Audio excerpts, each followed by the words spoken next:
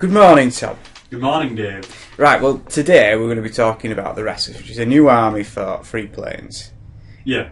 We've been working on it now. Well, we've been working on it for a while, but I think we've really turned our gaze to it over the last 3-4 months. Yeah, last 3-4 months, it comes up the crunch to actually putting the rules from paper to actual game board, seeing how they play out, trying to balance them, and now to try and release it more to the public. Yeah.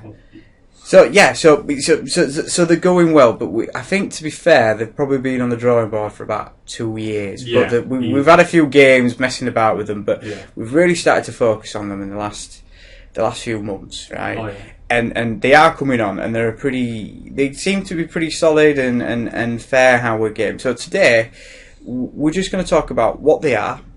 Restless, by the way, are an undead faction. But they're a little bit unlike most undead factions. Do you want to explain? Yeah, well, compared to most undead in any game, in any of the tabletop games, where they're supposed to be always there, there's some guy, I'm cast magic, I come back, I leave my army. They're more, I've been screwed over in life, or I've not done something I should have done in life, and then they, through their own will, they then come back to life. Yeah. And then they go on, and either they complete the work and go back to rest peacefully, or they lose and then come back again. Yeah, the Restless are like if you were to live in the middle plane where the game is set, and you were to ask someone about the Restless, they wouldn't hate the Restless because it'd be like hating a fire or a tornado or a tsunami. Obviously, they wouldn't like it, but they can also be quite a force for good because they can also come back and put things right, for a nation or something like that. So, but they see him more as a natural disaster. When the Restless march, it's because somebody or something bad has happened to someone, and they want to put it right, or something like that. It depends which perspective you're looking at it. Obviously, if you're a great villain, it's a disaster. But if you're an oppressed people who've been overthrown and some great general's failed in his duty to protect his people, and he comes back as a restless lord, and raises up and defends his people for one last time, then he would be seen as quite a great thing. It depends how you look at it. Yeah, on the other hand, you could be some evil warlord who is sent to take over a city, absolutely failed, and you come back in Undead City again. It could be a city of good people, and you're again. That's why it's neutral. So if we describe it as an alignment, it's just neutral. It's not lawful or chaotic. It just does what it has to do to finish its own work. Yeah, exactly. So you could have a city which has been around, which has just formed up, and then it could be in the path of some sort of restless horde which always raises up and comes back to life and does something. You might not know what they're doing. It could be they could just keep raising up for until they have until they finished. Like a critical mass. Like a critical get to a point. Yeah, and they just get. So that's the idea behind the Restless. So they're not now. Would a sentient? Would a restless undead general be sentient? Well, it'd be a funny question because on one hand, you would be able to have a conversation with them, but they wouldn't be able to deviate from what their original goals were in life. Yeah, you couldn't convince him otherwise. No. If he was coming to take over your city, you could ride out to meet him as an envoy, and he would see an envoy, because he'd go through his old tactics of, okay, enemy army and envoy. He'd speak to your envoy, but there'd be no debate. He'd be like, no, I'm going to try and take your city, even if it's to the last bone. Yeah, so it's a funny thing. So they only come back with what they need. And how they come back is that when in the middle plane, that when someone dies, their soul gets claimed by either some god or it gets left to linger, but they have to fight their way back. And obviously, if you have a great will and you're a great hero, so you could apply the unfinished, the restless to just about anything. You could have a carpenter who comes back to finish a chair or something like that. But in this case, it's some great army. So they fought their way back into the mortal realm to finish their unfinished business, basically. And that's the general idea behind the Restless. Now we've got some things to talk about. So we've talked about who we are and what have you, and who the Restless are. Where we are at the moment is we're just writing up the first draft of the list, and we're just doing the basic rules at the moment. And once we're ready, we're going to release them on the forum. Just that's the Epic Wargaming forum for people to look at and to talk about. I've got some of the things that we're going to talk about here. Now, me and Tom, I've been going away writing and putting this together. So Tom's going to hear some of these ideas for the first time. So we're just going to talk about it and debate about it and see what he thinks. So we've got My Will Be Done, which is obviously the whole reason why they come back, and that's to do with resurrecting chiefs. Yeah. So they don't work like if you've ever played the old Games Workshop fantasy game, when they raise the dead, it was all to do with spell casting. Now the Restless at the moment don't work like that. They get so many, they can raise back so many troops, can't they? Yeah. So if they but they can't raise back more than they originally started. No. Like I think at the moment it works kind of like it's basically around the general. It's like a 24-inch bubble, so to speak. And you get to raise back D3 life points worth of models, and that basically arguably gives you immunity to like long range fire, really, because if you lose a couple skeletons to bolt throwers, archers, whatever, they're going to come back. So that means that when you play someone, chances are they're not really going to bother with that because it's just a waste of time. No, you can't pick. I mean, when you fight the Restless, you've got to fall out your. I mean, for one, they don't break. That's so you can't punch through the Restless like you can do with the Helancians or the Orcs, or you can't make them run away. But the other thing is that you cannot wear them down. You either have to go all out against them, or avoid them, or go for the general. The general's the biggest weakness in the entire room. If he dies, the lot are gone basically. Because it's his will bringing them back.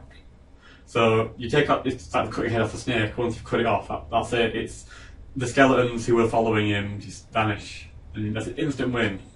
That's the reason why the general's quite cheap. It's going to be cheaper than it should be, really. A bit like the Iron Maiden and the Orcs. She's a bit cheaper than she should be because if you take out a Soul Bodyguard, she's dead immediately. That's why with him, he's cheaper than he should be because if you kill him, then it's an instant win. Yeah, well, she is a little. If you look at her actual stats and what you actually pay for her, she's pretty good. But he's gonna because he's so because he's the one what holds the army. He's the one what drives the army. In basically, he's the one what raises the army. It's because of his will. He's the one who drives the army forward. So if he goes, then that's it. That's the end of the Restless basically. But it doesn't work like magic in the game. It's basically you just roll, D3 life points for each unit. So that's one thing, and then we've got crumbling. So people who used to play Games Workshop will remember crumbling. Yeah. And so the Restless don't break, but instead what they do is they crumble. And the thinking behind it is that when they get beaten in combat, the psychic link to their master or to their general has been weakened. Do you know what I mean? Because it has an effect on. An emotional effect. I think that's the one thing about the Restless which I think separates them from a lot of undead armies in a lot of other games is that they have emotions. In fact, they're a very emotionally driven, lot of usually people see undead as like these emotionless, they're not uncaring things. Yeah, they're not. But the Restless are completely different. It's because of emotions. They've been risen up. They've come back to put things right because they care about what happened to them in life for one reason or another, for either good or bad or whatever. Yeah, like special rules wise, you're going to have it so you can plan out your army, whereby in advance you can go for something such as hatred, and it buff like I think it's like a character in an elite unit, and that unit and character would then have hatred, so +1 to hit. So that's what's going to be about. It's going to mean that you can surprise your opponent. So it's not just one undead army, where it's always going to be similar. It's like, okay, well this time I'll use this time I'll use that to try and again show the emotion, but then also catch your opponent off guard. So so they're going to be So I think that's quite a nice aspect about the which makes them stand out from a lot of other undead armies is that they are quite an emotional driven army. With the crumbling, it's going to work like this. So when you lose the combat, in Free Planes, it's got a combat system whereby you have to both sides roll. So, say for instance, it's always done versus soldiering versus battle stress. So, say for instance, Tom has 4 battle stress. I would roll the battle stress dice, and then he would, I would roll the soldiering dice to keep my pieces from running away. And every +4 is a pass. So, if he can roll more passes than me, then I will break and wait. If I roll more than him, or if I draw, then I will stay and fight on. But with the undead, he just rolls the battle stress dice. Yeah. So say I get flanked, and I lose like 2 skeletons. That's what, 7 dice? Is that off the top of my head? 7. If you get flanked, it's 5. Yeah. So if we like 4 guys, sorry, yeah, it's 7. So, but then I have a soldier and average is 4, so just leave it as 4 no bonuses. That would mean I get 4 dice to try to negate some crumbling. So if I were to fail all 4 dice, not get any 4 pluses, I'd then lose another 7 skeletons. Yeah. But then I still stay. So fair enough, I'd lost the combat like a massive margin, so to speak. But my skeletons aren't going to suddenly run away. They're going to still carry on fighting. So it's just that's one of the things. So fair enough, you lose extra guys for losing the battle stress, but you're not going to break. No. They also take crumbling damage for taking deviancy checks, which works in a very similar way.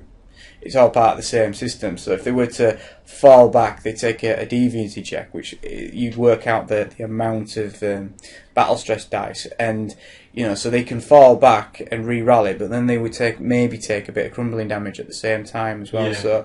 So it all works out. But that not breaking thing, I mean, an actual skeleton warrior, a typical skeleton restless warrior, which is going to be slightly buffed to a normal skeleton warrior, because the undead are going to be separated into 4 different factions. There's going to be the restless, the zombies, the vampires, and the necromancers.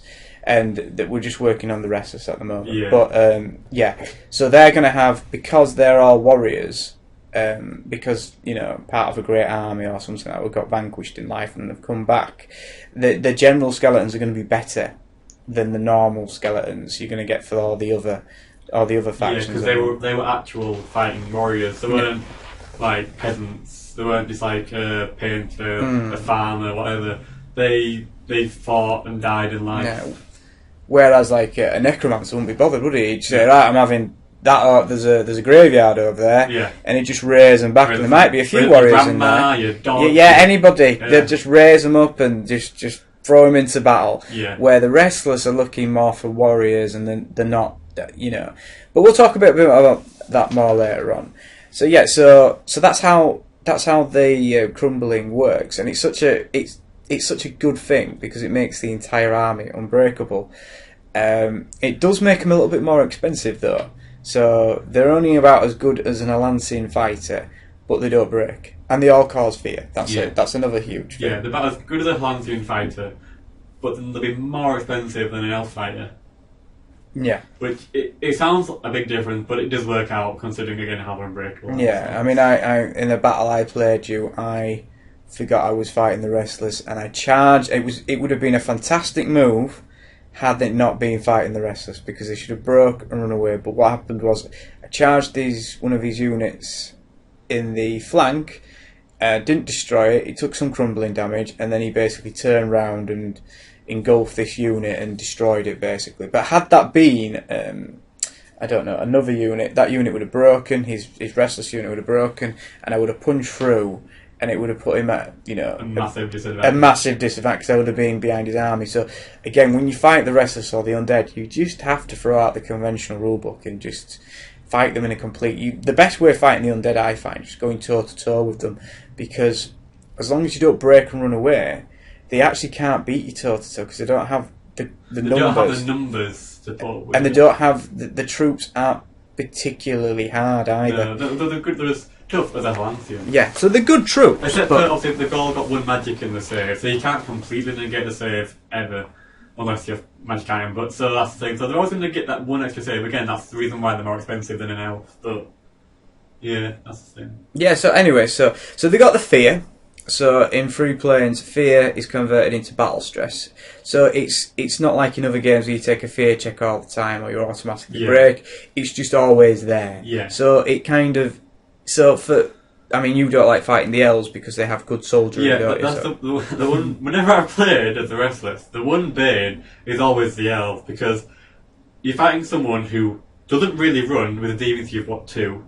Then they've all got good soldiering anyway. Even the basic skirmishers have better soldiering or as good soldiering as elite Halcyons. So when it comes to fighting the elves, it's kind of like what they said. You got to throw out the conventional rulebook. You don't just walk in and try and scare stuff, try and make stuff run. You have to go more a flank. You have to go for weak spots. You have to try and be a scalpel more. You can't just walk up with your whole line like a big brick wall. You've got to be a scalpel and try and cut off bits and pieces, because otherwise you will lose against the elves. Yeah, elves are super reliable. You know, they never break. Yeah. Well, they don't just break and run away. And when you want them to do a maneuver, they always do it. Because they have the lowest deviancy level of any army at the moment. They've only got a deviancy 2. Yeah. And they've got really good soldiering. So they always pass. And so they're super reliable. So against the undead, whereby if you were fighting the orcs, no, not maybe so much the orcs, but the Halancians or any other race, you can usually scare off the odd unit. You know, you might get lucky, and it's definitely there. You know, when you've hit a unit in the flank and you get 5 battle stress, and then you cause fear. Suddenly, that's 6 battle stress. That little bit can push that unit over the edge. Even if it's got a good commander in there, and it's got a command piece that gives it an extra 1 soldiering, it can just push that unit over the edge and get them to run away. Yeah. So fear is a big thing, and the whole army calls it. There is a cap on it, 1 to 2 fear. Yeah. Because fear, once you go up to about 3 fear, it's just it gets a bit OT. The other thing I want to talk about it's just a little rule, and people won't be surprised, is what I call dead weight, and that's debatable. I'm not sure that's the right name for it, but to be honest, I don't mind it, because the rule that it had, kind of what it was, it's like from the watery depths or something. That was the original rule, but dead weight kind of makes more sense, really.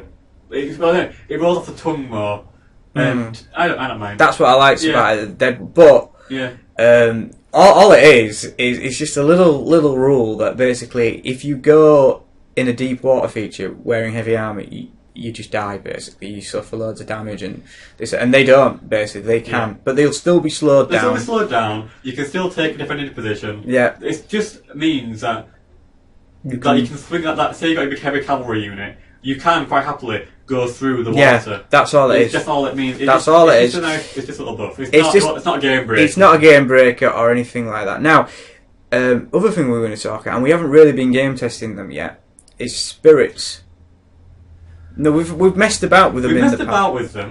We've messed about with them, and they're good.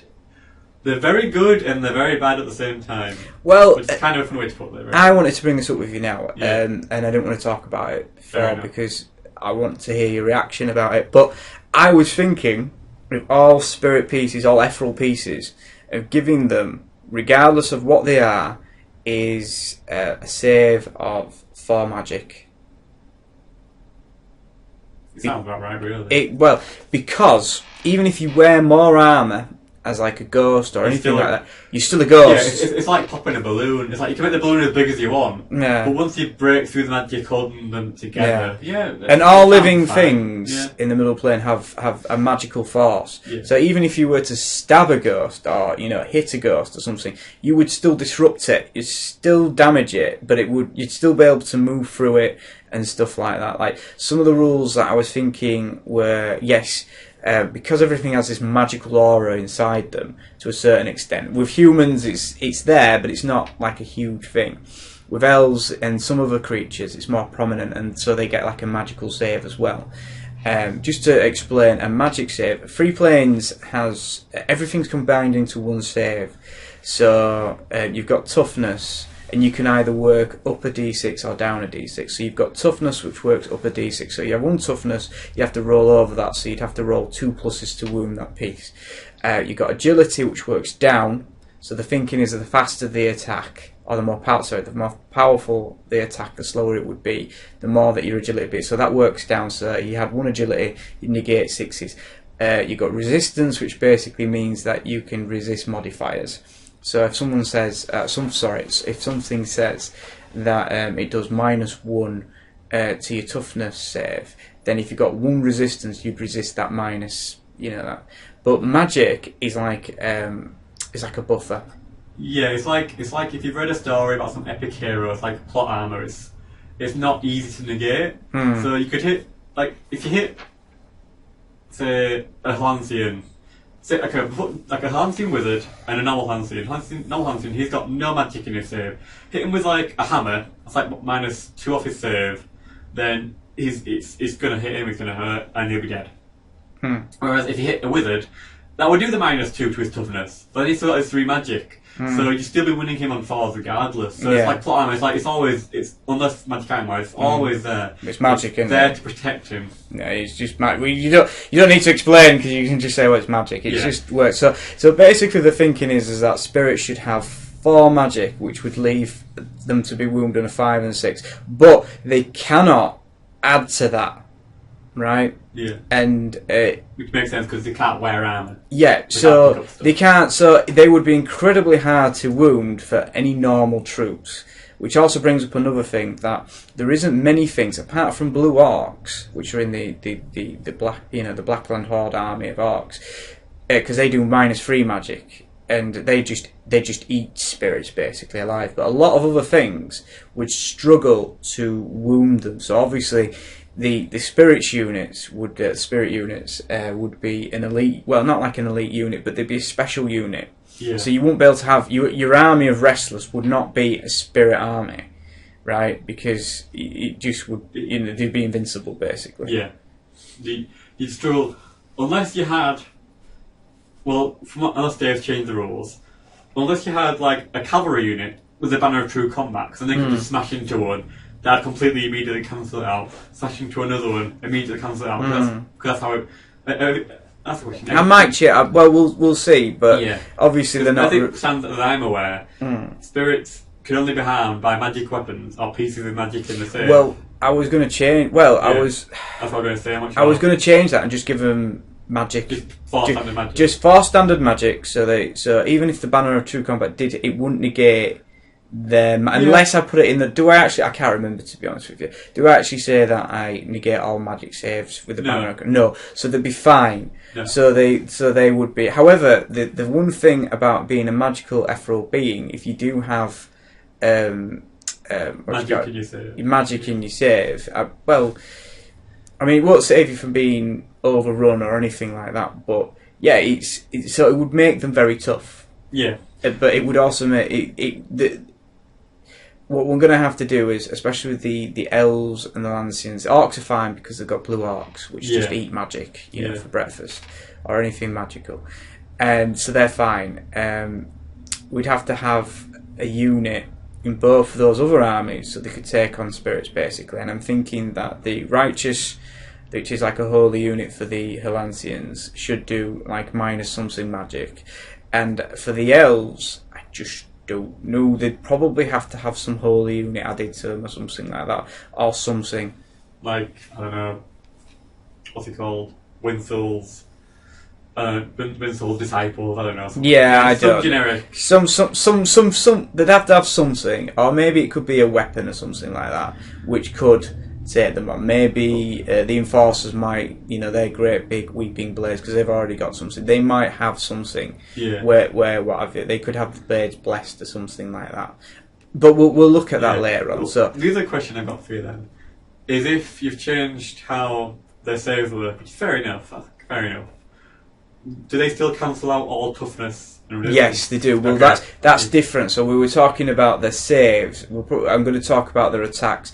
They have ethereal attacks, which cancel out all toughness. So if you've got 3 toughness, which is standard, which means they basically cancel all that out, and they also cancel out resistance as well. So if you had no toughness in the first place, you've got nothing to resist. So it goes without saying, but it cancels out both of them. So they not only would they be incredibly hard to kill, they'd actually be, you know, pretty big killers in combat as well. Well, on the other hand, though, if you have magic in your save, that gets doubled up. Yes, it does. It does. Up. So you can't just like snipe a wizard and just immediately mince him. Yeah.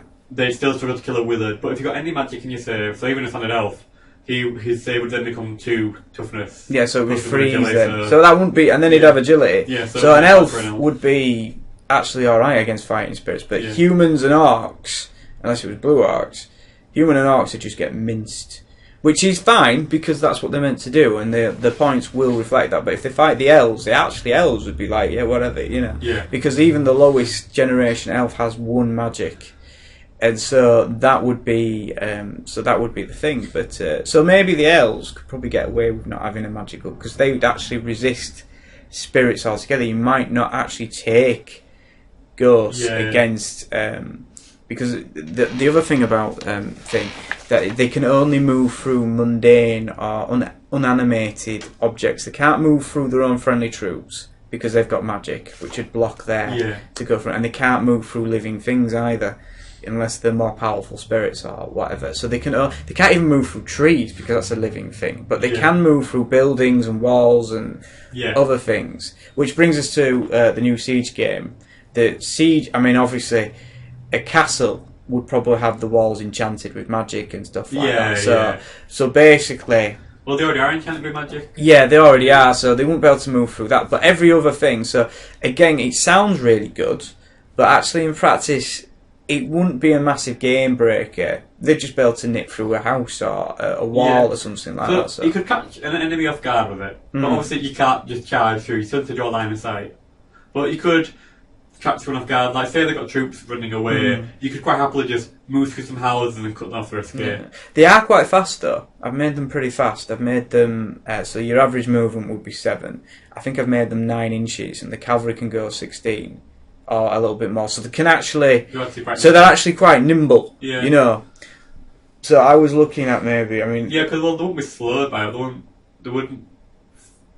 Yeah, I mean, if it's too silly, then we'll get rid of it. But but it kind of makes sense considering they're just FLDings. Yeah, it just adds a little bit of spice to the Restless. So I think the elves actually probably don't need like a buff unit to take on, because you wouldn't probably take them. Bloody hell, if went up against Divine Blood Knight with them. Divine Blood Knight, their magic save? Their magic save is something like 3. So then that'd be up, which is capped at 5, but then at 5, then their agility on top of that. Yeah. So, well, no, it's not capped at. I mean, you just have to hard hit. Exactly. Yeah, you can. Yeah. Oh well, under the rule, it's capped, so it caps at 5. Does it? That's right, okay. Fair enough. But it's up to you. If you want to get rid of it, I'm fair enough. I'm very bothered. Yeah, well, that's just again, it's an old rule. Yeah. The spirits, like we were saying, they were more game tested back when we were testing necromancers. But then the necromancer list was getting so big, we were like, well, we should split it into 4 really. So that's why I got the vampires, the zombies, the restless, and the necromancers, because. Like Dave said, he didn't. There's such a big list, but like vampires, they wouldn't follow them. Why would the vampires follow the necromancers? Zombies are controllable to an extent. Yeah, I think a lot of armies. If some get loose, then the zombies are going to be overrun in the middle plane, and then again the restless will. People come back of their own volition anyway, so they should have their own army. So well, zombie hards to me are going to be a little bit. People probably hate the zombies a lot more than they'd hate the restless, but because they'd just be like disease. They'd be the manifestation of disease. To me, they're like diseased. But they're going to be funny because they're going to be one of the only armies, or probably the only army, which doesn't have a general. They're just going to have like the horde mind or something like that. Like a horde intelligence. Yeah, of a sort. Yeah. So they're going to be quite a small army. So they can't imagine. Mind you, I'm thinking of having exploding zombies and rot runners and all sorts in there. So they actually they'd be quite. It'd be interesting. Anyway, go back onto the Restless. Let's get back. I don't know what the obsession with the zombies are. Everyone loves zombies. They're not that amazing. Yeah, I guess it's because conventional tactics don't work against them. It's like any trained SAS soldier, any trained soldier in general, trolled, aim for centre of mass, that's the chest. Do that to a zombie, and he's going to keep coming. No, you'd have to shoot for the legs or the head, don't you? Yeah, legs to cripple, heads to kill. Yeah. Anyway, going back to the... So we've talked about... Where are we now? So we've got fear, spirits, ethereal weapons. And the other thing is that the undead are going to be immune to poison, which I think no one's going to be surprised about that. Yeah. Which is quite a good thing, because poison can be quite nasty. Yeah. Especially against cavalry and stuff like that. Right, we're going to talk about... so basically the army is going to be divided into 2. So we're going to have... the solid kind of hero, like the bone-based lords, and then you can also have an ethereal lord as well. So, but the problem with having an ethereal lord is you can carry magic items. I don't know, to be honest with you. I think with an ethereal lord, because think of any item he would take, you could probably upgrade him. I think you can take magical weapons, yeah. and whatever magical weapon he gains, because he used it in life, it's kind of copied over into death, yeah, and it gains an ethereal ability as well. But they'd have to pay more points for it, because they're getting a huge buff there, really, aren't they? So they could mix it with a few other magic weapons and gain, and they could, so they could gain it with, they could put it with something that does loads of life points and damage, and then because they make it an ethereal weapon as well, suddenly it ignores most armor maybe saves. like any magic weapon they buy would have something like a 1.2 times multiplier, so you pay an extra 20% of its original cost. That's just a guesstimate, whatever. But that would make sense, because some magic item, like say you buy the Folly Clover, you're going to pay what? That's not a weapon, that's just an example, it's not a weapon, but you pay like 6 points in that instant, costs 5. That's 20 points, so it'll be 25 points. But a magic die with 6 points. Well, I think it'd have to be, I think you'd have to pay, if you're going to do that, we're going to do that, I think the enchanted items, arcane items, and other little items like that would be fine to be taken as they are. Yeah. But I think for armour and for, well, definitely magic weapons, we'd have to have a look at that. Magic because weapons. You would be giving them, I mean... Give them like the tornado, give them any enchanted flail, and then they're going to pretty much wreck anything. Yeah, because all the weapons are going to be enchanted anyway, so they could take something like a normal mundane and it becomes enchanted anyway. Yeah. So, it becomes an ethereal weapon anyway, which is part of their thing, which is fine. But, so they're going to have to pay a little bit more, I think, for magic, or maybe not have them all together. That's the other thing. With armour, they've already got... I mean, I think they'd be fine taking armour and gaining whatever buffs, but there'd have to be something where... Yeah. Luck. Yeah, I know, but the thing about luck is that it can't be added to. Generally. It can't be added to, but it's very hard to negate in the first place. Yeah. So you take any armour, which gives you agility again. Yeah, but they'd already be paying for the 5 magic. The 5 magic save is already reflected in their points. I guess you're right, yeah. So for armour could stay the same, but I think magic weapons... Definitely magic weapons. They'd probably have to pay double for, or something like that. Yeah. So people don't think, oh, I'm going to take, I don't know, something that does loads of damage. And well, even then you could take something which does really cool effects, but do like crap all to a save. But then you're going to get the cool effects, and then you're already going to pretty much negate a standard orc or human save anyway. Yeah, it's just going to totally wipe it out. Mind you, in saying that, So I think that's what we're going to end up doing there with it. But I still want them to have an ethereal lord, because I just think it'd be cool, and I just think it makes sense, and it makes it, interesting. And the thing, because you don't want the undead or the restless to be predictable. So that's one thing. What things? The other thing is, so we've talked about the hero. They're going to have a standard heroes and lords. Then they're going to be comparable to what Alancian heroes and lords are like. But they're not going to have a grand general, I don't think. They're just going to have a general. I mean, the lord is pretty good already. The general, well, again, you've changed the characters, which is fair enough. But originally, he had like the soldiering of a grand general without the buff, so you'd have the 5 soldiering, and then that'd be it. Oh no, he's going to have. What you're going to do is you're going to have like a general warlord who's got 3 attacks. He's got 5 soldiering, and he's got a combat rating of 6. And then you're going to have a hero who's also probably going to have a combat rating of either 5 or 6, and a soldiering of 4. So it's pretty good. So you can still take like the Book of Soldiering, which would give you 6. Yeah. But it's more an Alancian thing. Is that little buff. So he's more a general. Because in the Alancian law, he's like being trained. They have just to be a general. So they focused on generalship, and they have like schools basically set up for that.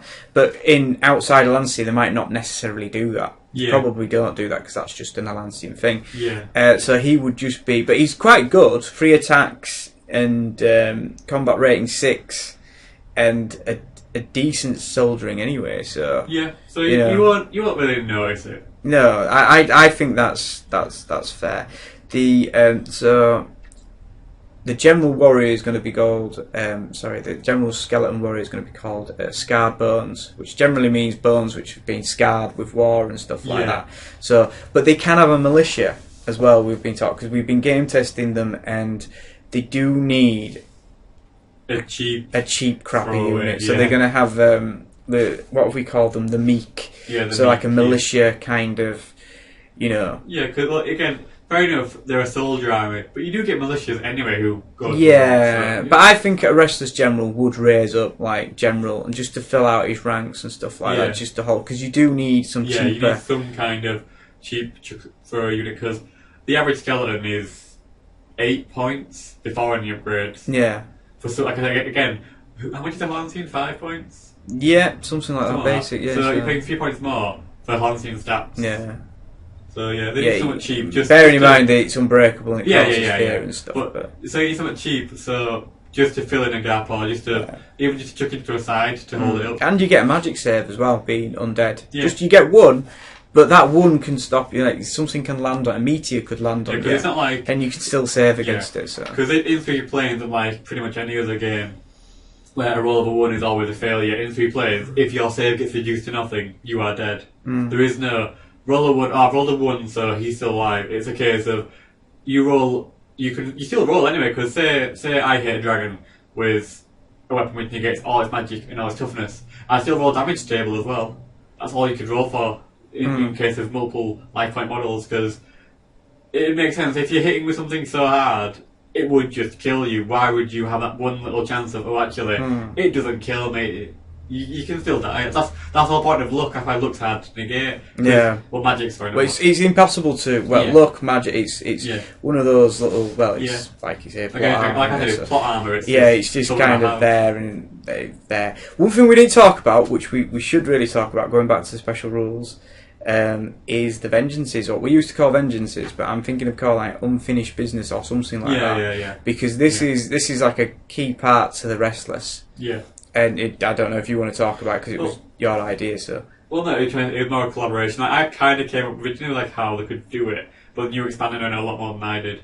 Like, it's a really good idea. Like a vengeance army, and at this time of the moment, vengeance. What that would mean is when you lose a guy, when a guy dies in combat, he would get one. But let's talk about it in a general. Yeah. So in general, it is like that. So that he get one little buff, where in for vengeance, or they could become hatred, where certain units get +1 to hit in combat. It's like, as we say, it's just their will, it's their feeling, it's their hatred. Or there could be fear, like the fear for someone to die. Because again, there could be pride in their art, their nation, which is why they've come back.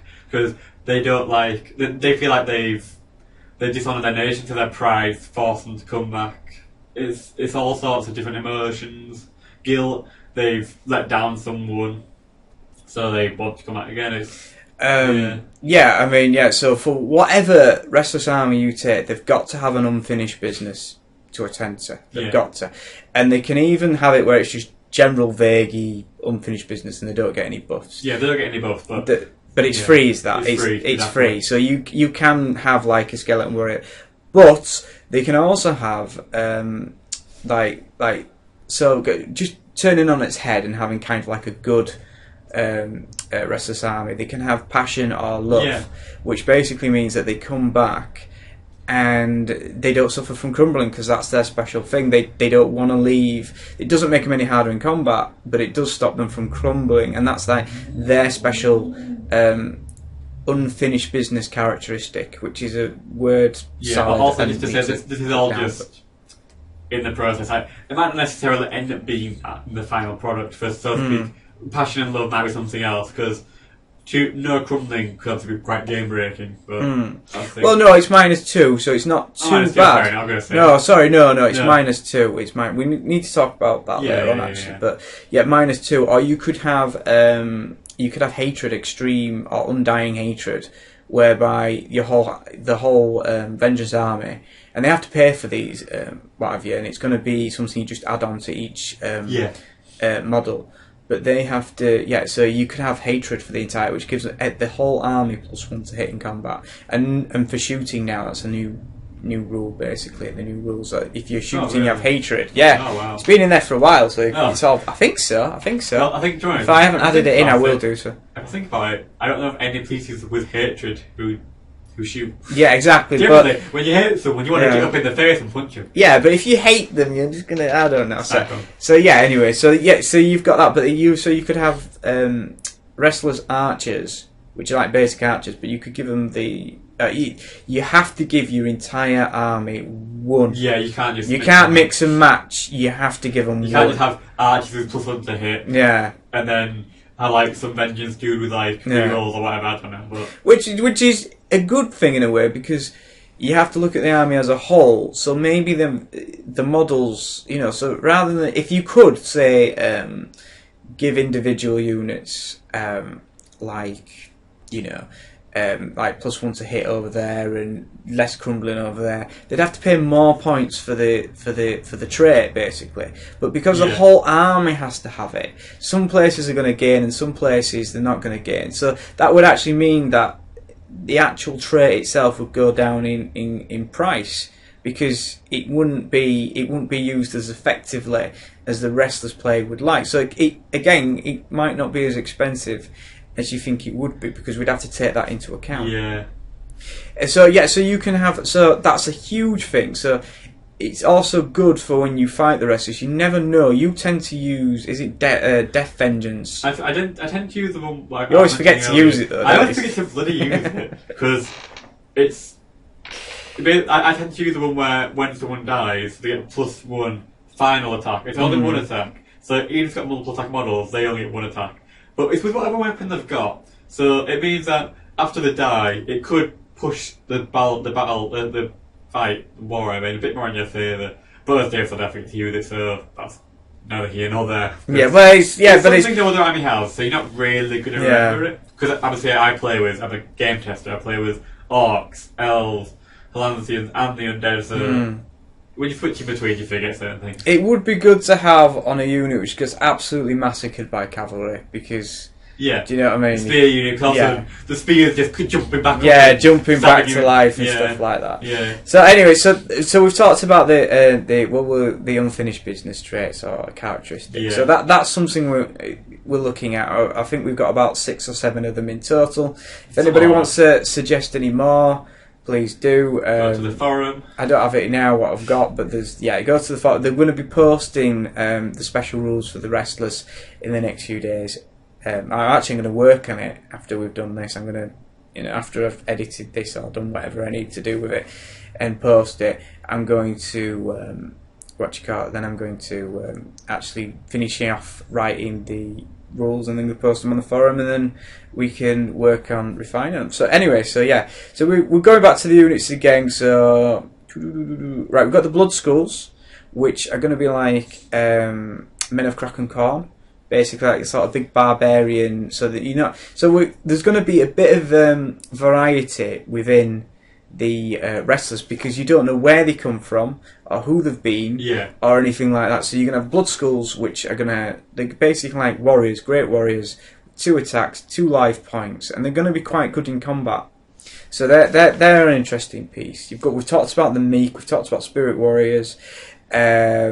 Right, I wanted to talk this. You asked me about this, and I didn't want to talk about it. But the Revenant. Thank you. Yeah, can't speak. Those guys. Now we were talking about them having an individual unit, but I was playing around with the idea in my head to have them as kind of like an add-on feature for other units. So you could have I'm going to butcher this word. I can't say it. Say it. Revenant. You could have a Revenant undead cavalry unit, or you could, rather than having one particular unit, you could actually give that special bone. The idea behind them, going into it, is that when the general or whoever comes back to raise his army, these are his own personal bodyguard or his own personal warriors who partly share in his reason to come back. So when he dies, in theory, they could stay because their will would be just strong enough to sustain them without them being ripped back to the realms of death or whatever, so they could stay behind. And not only that, they'd also give little buffs like -1 crumbling to all the units around them as well, because they would be partially helping to sustain. Yeah, they'd be like, I guess the only analog I can think of is kind of like the old guard of the Hunters, like the original. Yeah. They fought the longest for the Warlord, not longest necessarily, but they, like I said, they give buffs to everyone around them. They are they've been there, they've done. Yeah, I was thinking that maybe these pieces could raise pieces, back to life. Not as much as the actual general, but they would gain, like they could raise maybe D2 back or something, or they could raise D3, but only one piece near them. And not only that, they'd suffer less crumbling damage as well, or they wouldn't crumble basically, like normal. But the thing is, you'd have to pay for it. But rather than creating all these different units, just giving it as like an add-on. Maybe they could raise D3 to themselves, but 1 to a unit who's nearby. Yeah, something like that, yeah. Something. They're not really the general, they're his subordinates. Yeah. So yeah. But they partly, the thinking behind them is that they partly share the reason to come back. So they don't need as much. So I'd have it where they don't crumble.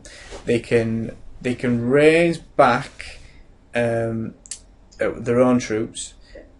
Excuse me, and they can raise back another one unit, and they don't crumble. But they would be quite expensive. But I'm thinking from not just from a writing perspective, but from kind of like so it'd go in the special rules, that unit, but it'd be done as like an add-on. So any unit it could be a unit of Revenant Archers or something, and you just add it on to them. So it's not like a vengeance trait, it's just something. It just saves me making all those different models. That's what I'm thinking. But they can be, and it could make any unit as well. So it could be, you don't have to tell your enemy which is the Revenant unit, because they look exactly the same. Then they might. Yeah, so it'd be a bit of a guessing game. Like, you could say, this unit's going to get some models back from a Revenant, but then you'd have to tell him who's doing it. So. Yeah, you'd have to, but not at the start, though. Not at the start, but you'd have to tell him straight away. So that was one. Now, obviously, the Undead, the Restless, are going to have cavalry, archers, and all the units you expect. They're going to have elite units as well. So you could have an elite Revenant unit, say. Because I didn't want to, Anyway, so they're going to have all the units you'd expect. Some of the other special unit is that they're going to have, where are they? The Life Breakers. And they are the followers of Annex. And they're going to be really hard. They're going to be, but they're not. They're kind of like, they're not really part of the Restless Army. They just follow the Restless Army.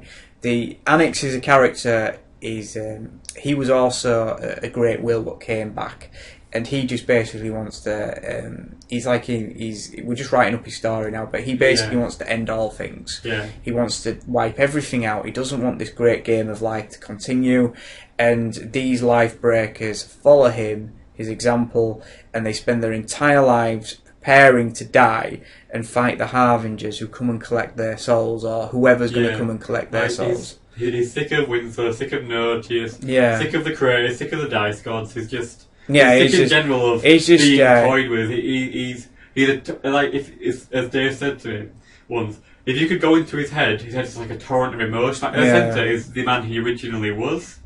But just swirling around him is the anger, the hatred, the pride, the passion. He is all emotions wrapped into one. Well, at one point he gets given this. He gets tricked and used and all sorts. But at one point, Nutius, who is like the god of chaos, and he does whatever he does because he's chaotic, and you can't really figure him out. So he'll do things which completely make no sense. Yeah, like he has. In some occasions, he's helped out good armies. He's helped out. He's not bothered. He's not bothered. He just wants to create chaos. Yeah, he loves screwing over his own soldiers. Even when he's portrayed, he's not bothered sometimes. Just like people expect it. He's not evil. He's not evil. He's just chaos, isn't he? Yeah. So he gave Annex at one point, going to what you said, some a special ability. So everything he kills, he sucks up their vengeance, their hatred, and everything. So the original Annex is now he's now basically become this sea of hatred because he's killed so many and he's sucked up, and it adds to his own will, his own determination to come back and keep fighting and destroying and all this, that, and the other. So he just gets more and more and more. But he's powered from his will. He doesn't have any strength. He's just everything is will based, basically. If he's statuesque, and he's a normal skeleton. Well, he's not really a skeleton, but that's besides the point. He could, like, say a skeleton hits you, even with it wouldn't hurt. But he could punch a hole in a building. Yeah, if he put as much effort as he could into it, he could just punch a hole straight through a building because of all the anger, the hatred.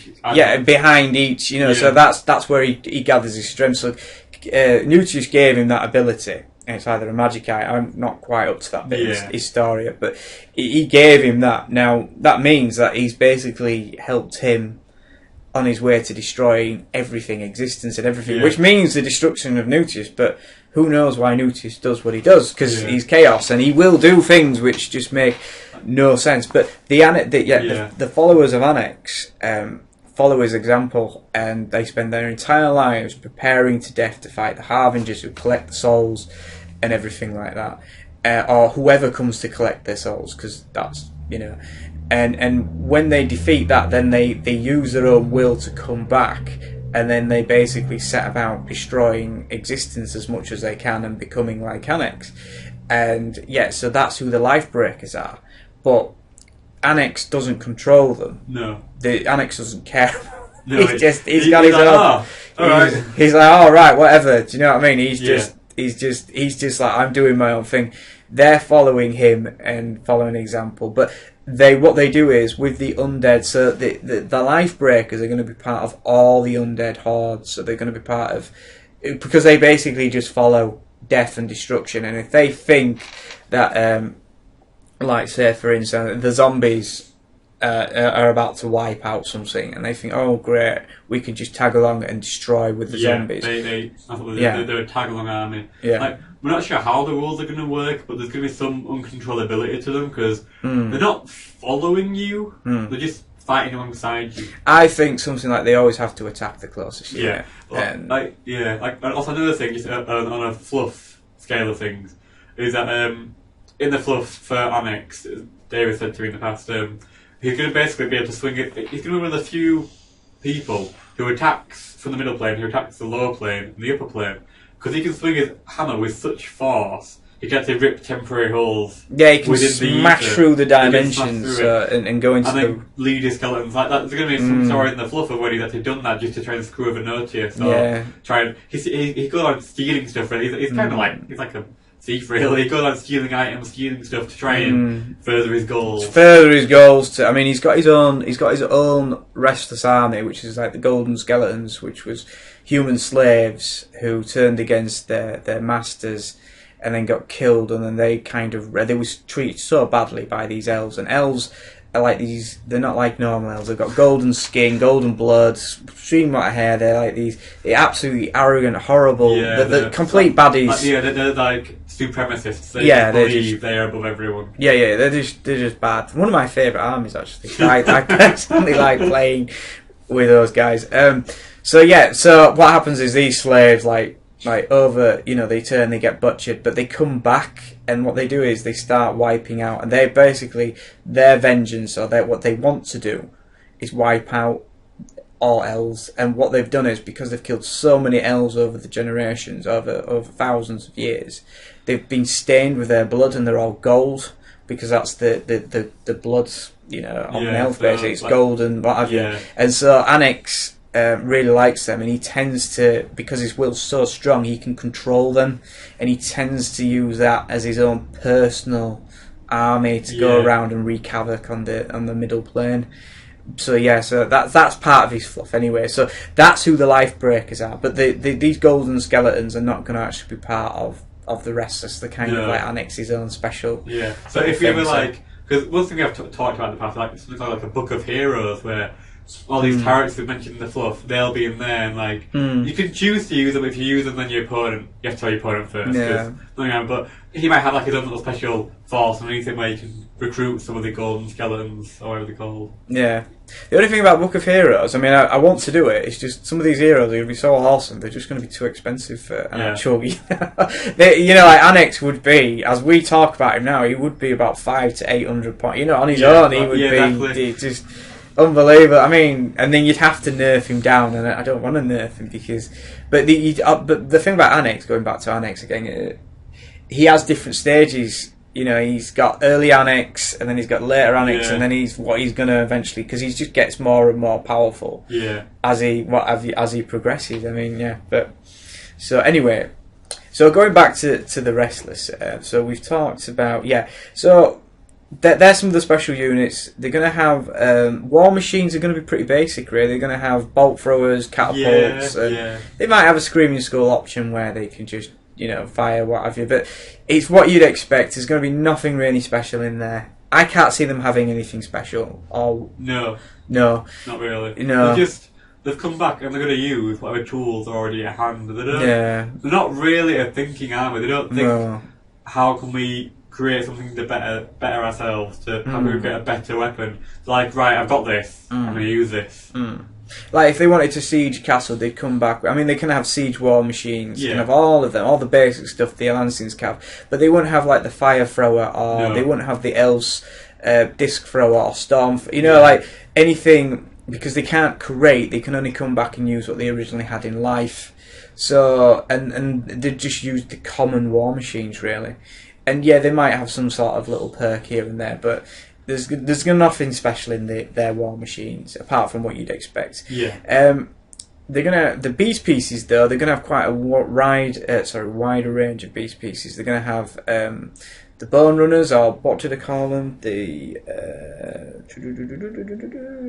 call them bone hounds in here. Bone hounds, they're gonna bone hounds. I did think about having spirit, you know, dogs or whatever it was, but I thought they'd be familiar, but they'd be just too hard.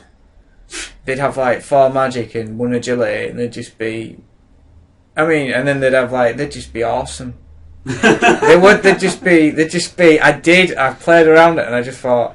I mean, I like the idea of having them, but under these rules, they'd just be. I mean, but you'd have to have them. If you did have them, you'd have to have like a rule, because I think the other undead hounds have it as well, where if you kill their packmaster, they immediately die, because they're only following the packmaster, they're not following the army. Though. Yeah, but this is another thing as well, that beasts within the Restless, the ultimate packmaster, they wouldn't have to have packmasters, because the general would be a packmaster. Yeah. He's using his will, so that's another thing about the Restless. They don't have, like, all our armies have packmasters, you know, people who lead the animal hordes into battle, or goad them into battle. The Restless don't need it. They've got the general. The general's will is like, that's how, because another unit they're going to have is the Undead Carrion, and the idea is that these birds, these carrion, follow the Restless about, you know, to pick at the bones and, you know, the flesh and all this, that and the other, and they die. But the general then uses his will to raise them back up and uses them to, you know, his own advantage, because he is the packmaster of the army. He is the guy who drives, so he doesn't need. And also from a model point of view, creation, you know, making up these models, it saves a lot of work. So, and it works as well. It works in the fluff. So that's the other thing. But I mean, the other thing I could say is, because it depends with the undead, the ghost hound, the ethereal hound, whatever they're called. Familiars. I quite like familiars. Well, so familiars. Then, if I'm making a unit on the list now. If would they be actual war dogs or just stray dogs? Oh, well, no, they'd just be dogs, I think. But just dogs? They'd just war be, dogs? Yeah, kind of. No, they'd be dogs. I mean, I think they would be. If they're just generic dogs, I could see them having a common rating of a 2. If they are actual thingy dogs, they'd have like... what's the common rating of a war dog? Is it 3 or...? 3, yeah. So I would say, if they're generic dogs, it'd be 2. If they're actual war dogs, I'd have to say a 3. Or you could maybe have an upgrade for that where you can upgrade, so standard they'd be 2, but you can upgrade them for quite a bit to a 3. What you might be able to do, I mean, I just think a whole unit of them would be just if you make it so. I mean, they'd move faster as well. They'd probably move about 12 inches. There'd be 1 star. So you wouldn't have lots of them. No, you wouldn't have lots of them, but they just. I mean, we did talk at one point about having an ethereal dragon. You can forget that there is no. Yeah, I know. Actually, that wouldn't be too bad because. It was 1,000 points from Riley. Yeah, I mean, it'd be too much. I mean, yeah, but I think at the moment, I don't know. It'd just be so hard, that unit. Just a pack of familiars they'd move at 12 inches. All right, the combat rating would be pants, but they'd ignore saves with their FL attacks. They would be near impossible to kill because they'd have 4 magic, so you'd have to wound them on a 5 and 6. And then they'd have agility, so then you'd have to wound them on just 5s. You know, if you're just doing a normal attack against them. And I just thought, yeah, maybe what we could do is looking at having a familiar one-off dog or something like that. As a pet or something, I don't know, or something. But we'll see. Obviously, they still suffer from flimsy ranks and whatnot, so you could quickly make them crumble away to null. You could. I mean, you can still make them crumble. That's a good point, actually. But I don't know. I'll tell you what. I mean, if people on either YouTube or the forum we'll see what they say. Do you know what I mean? They won't be cheap. I know that they won't be cheap.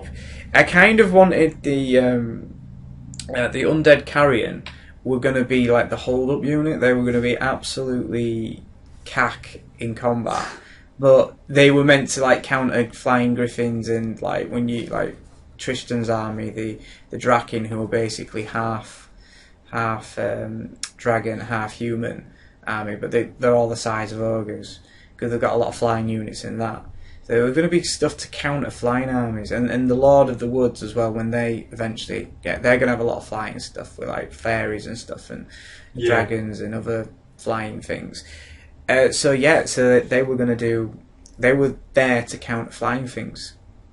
So that was the idea. But anyway, we'll see what people say about it. So that was that. They're going to have an Undead Griffin. Yeah. Which, by the way, is not going to be quite as good as the Elancian Griffin because it's just your standard Griffin. So it's going to be, and it might end up being about the same points, but it's not going to be as good. It's not going to have, not going to be quite as fast because the red Griffin in the fluff is meant to be the fastest. It's not going to be much slower. It's going to be like 2 inches slower or something like that. So it's not going to be quite as good. It's going to have the same kick, but it's going to be a reasonable good mount.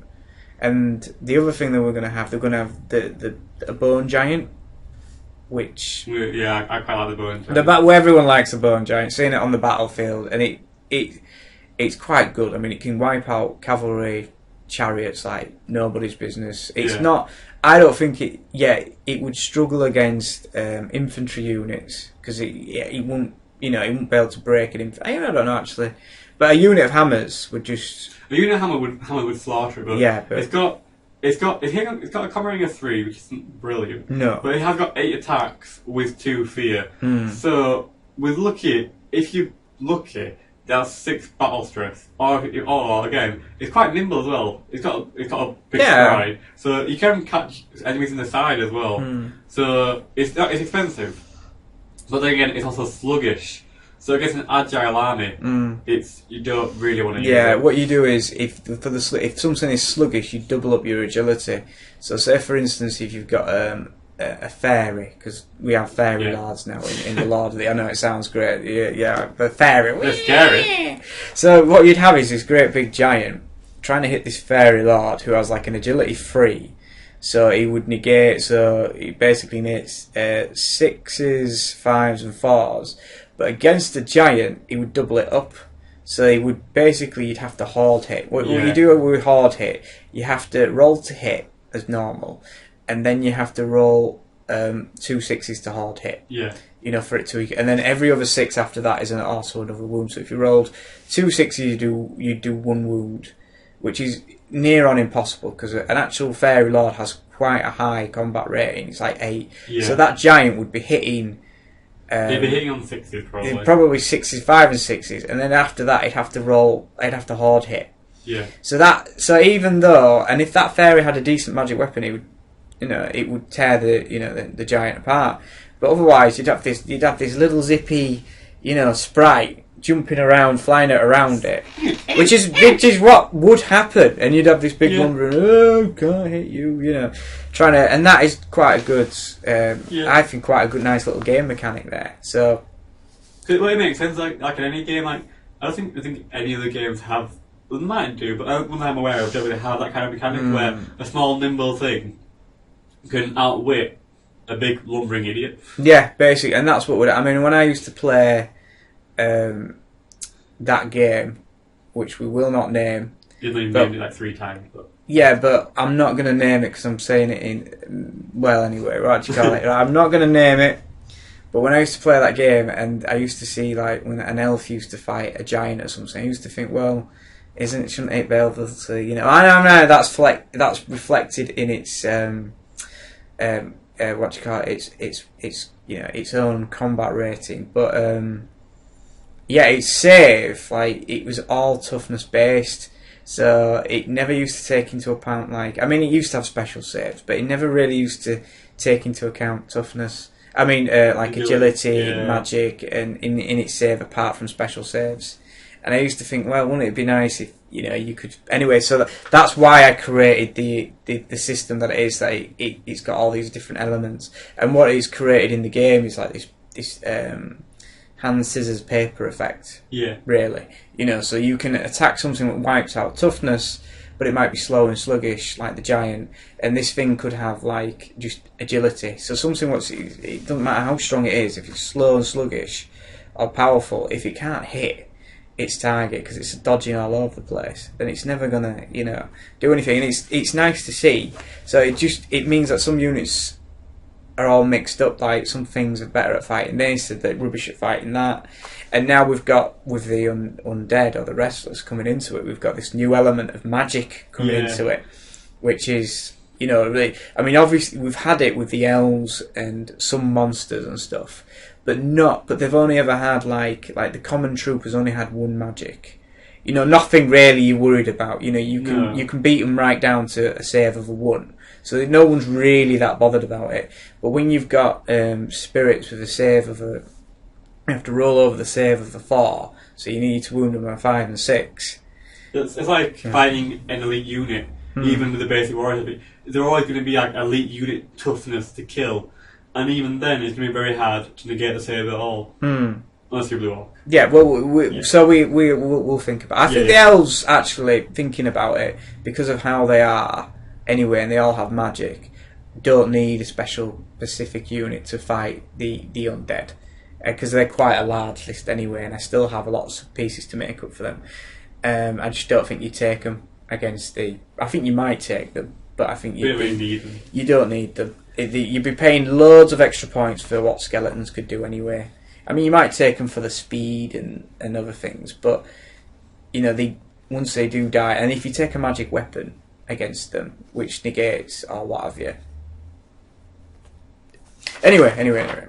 So we've got the Undead Carrion.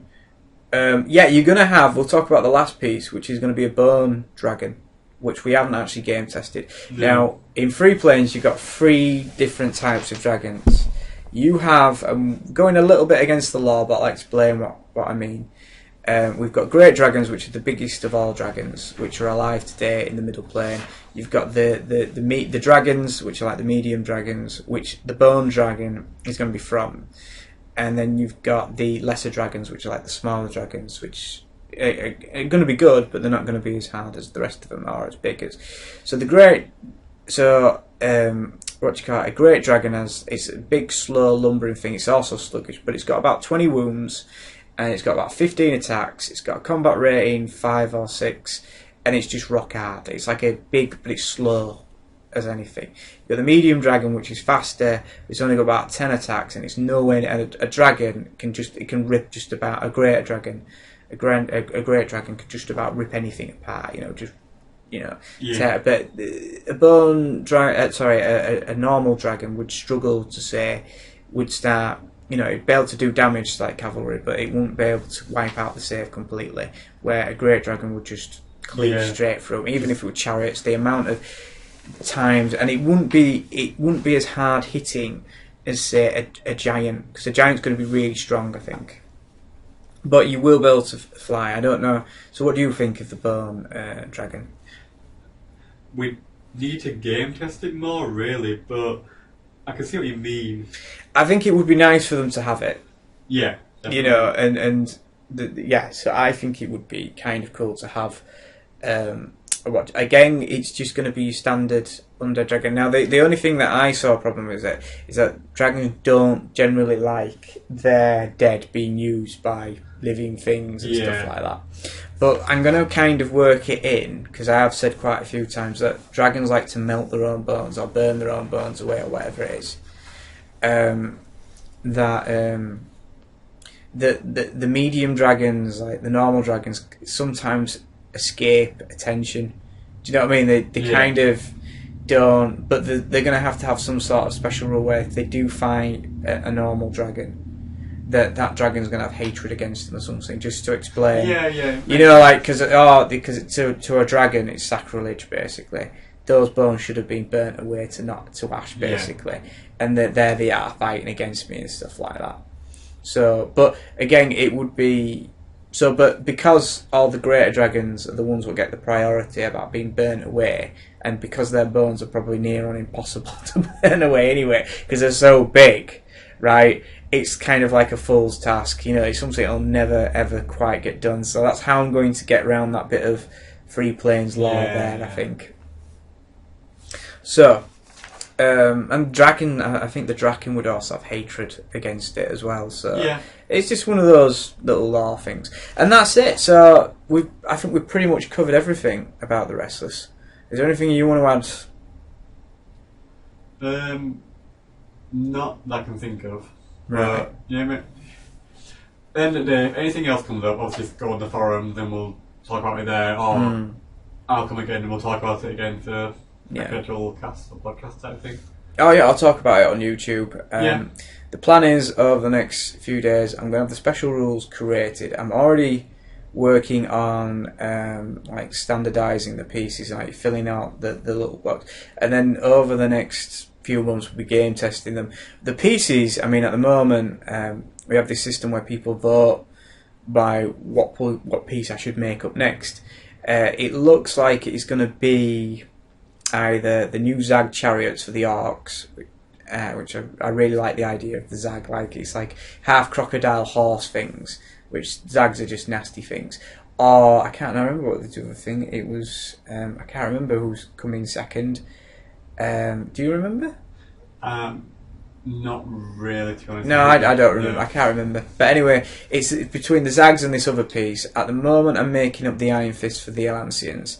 So once I release the list for the Restless, I will start putting undead pieces. But we won't be making the special piece. We'll be making the more like the more mundane pieces, like the command structure.